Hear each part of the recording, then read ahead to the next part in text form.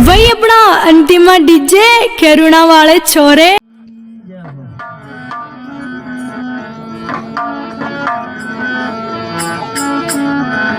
द्वारकानाथ भगवान की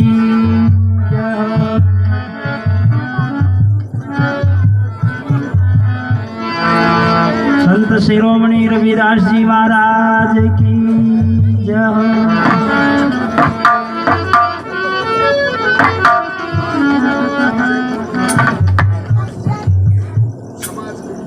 देखो विराजमान सत्संग में सभी संत महंत ज्ञानी गुणी और दूर दराज से पधारे हुए सभी मेरे पिता तुल्य बुजुर्ग माता बहनों और मेरे युवा साथियों और बाल गोपाल सभी को आपके श्री चरणों में मैं प्रणाम करता हूँ। आज हमारे ग्राम टिटोड़ा में भाई साहब फौजाराम जी के माता श्री का देहांत हो जाने के उपरांत उनकी आत्मा की शांति के लिए गंगा माता का सत्संग जागरण रखा गया है। तो हमारे महापुरुषों की ऐसी मान्यता है, विचारधारा उन्होंने बनाई होगी।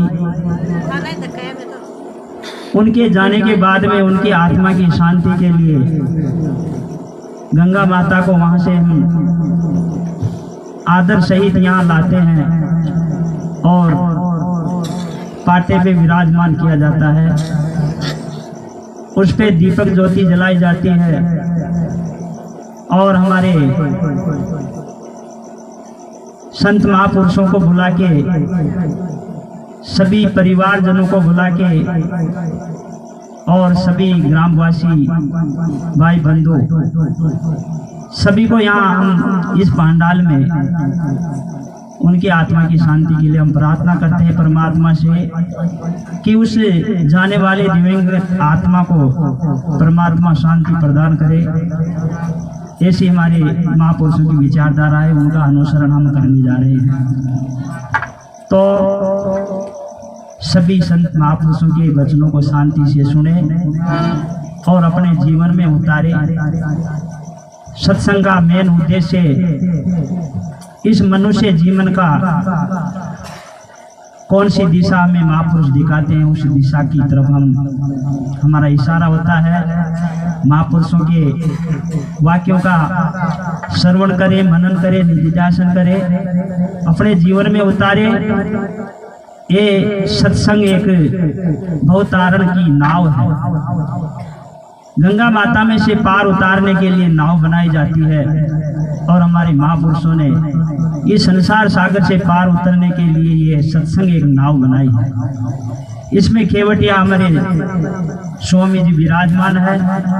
इनके सभी के चरणों में भी मैं प्रणाम करता हूँ कि आज हमें इतनी दूर दराज आने के बाद में सत्संग सुनने का सौभाग्य प्राप्त हुआ।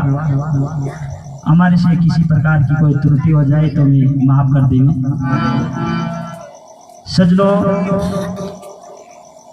भजन तो बहुत से कलाकार भी गाते हैं, लेकिन जिन भजनों में भजन होता है उसकी बहुत मान्यता होती है। हमारे संत शिरोमणि रविदास जी महाराज ने हमारा पूरा जीवन संघर्ष में बिता दिया, हमारे नीचे से ऊंचा उठाया और बहुत संघर्ष करने के बाद हमें आज उपलब्धि प्राप्त हुई कि भजन का करने का सौभाग्य मिला।